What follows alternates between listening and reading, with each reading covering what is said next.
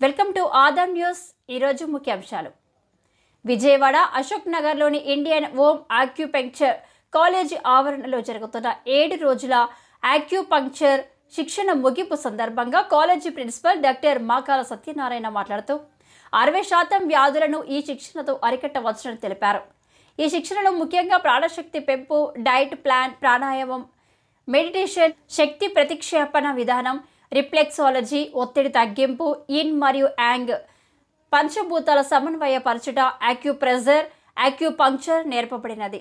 ఎలాంటి మందులు వాడకుండా, సైడ్ ఎఫెక్ట్స్ లేకుండా, ఇక ముందు రుగ్మతల బారిన పడకుండా వారి కుటుంబాలకు ఈ విధానం మేలు చేకూరుతుందని ప్రిన్సిపల్ డాక్టర్ మాకాల సత్యనారాయణ తెలిపారు. ప్రపంచంలో 2వ అతిపెద్ద ఆరోగ్య విధానంగా ప్రపంచ ఆరోగ్య సంస్థ గుర్తించిన ఈ విధానాన్ని ప్రతి నెల 7 రోజులు శిక్షణ అందిస్తున్నట్లు తెలిపారు.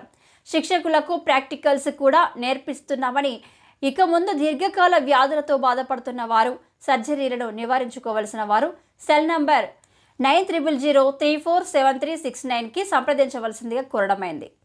చూస్తూనే ఉండండి ఆదాం న్యూస్, నిజాన్ని నిర్భయంగా చూపిస్తుంది.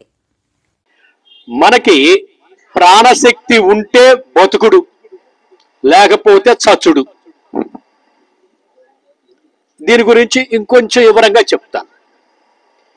0 ప్రాణశక్తి అంటే చచ్చిపోయాడు.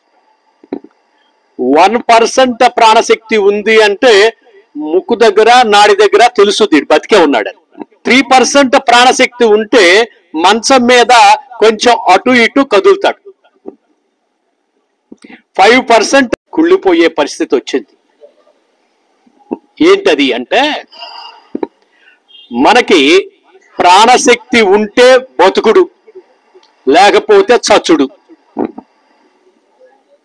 దీని గురించి ఇంకొంచెం వివరంగా చెప్తాను. 0 ప్రాణశక్తి అంటే చచ్చిపోయాడు. 1% ప్రాణశక్తి ఉంది అంటే ముక్కు దగ్గర, నాడి దగ్గర తెలుసుది బతికే ఉన్నాడు. 3% ప్రాణశక్తి ఉంటే మంచం మీద కొంచెం అటు ఇటు కదులుతాడు. 5% ప్రాణశక్తి ఉంటే మంచం దిగ్గలుగుతాడు. 10% ఉంటే నడవగలుగుతారు.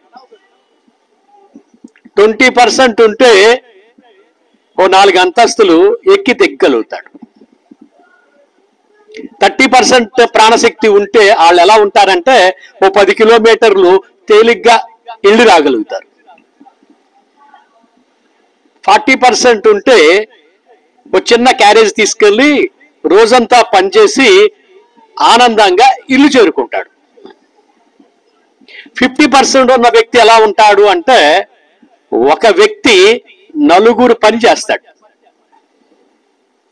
60% ఉంటే ఆ వ్యక్తి ఒక 50 కేజీల బస్తా ఒక చిన్న మూటల్లాగా తీసి నెత్తి మీద పెట్టుకుని 25 కిలోమీటర్లు వెళ్ళి అమ్ముకుని హ్యాపీగా మళ్ళీ అంత సరుకు తెచ్చుకోగలుగుతాడు.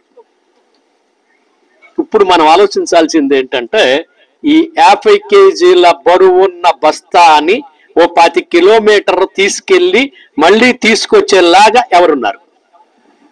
ఎవరన్నా ఉన్నారా? మరి ఒకప్పుడు ఉన్నారా? ఉన్నారు కదా.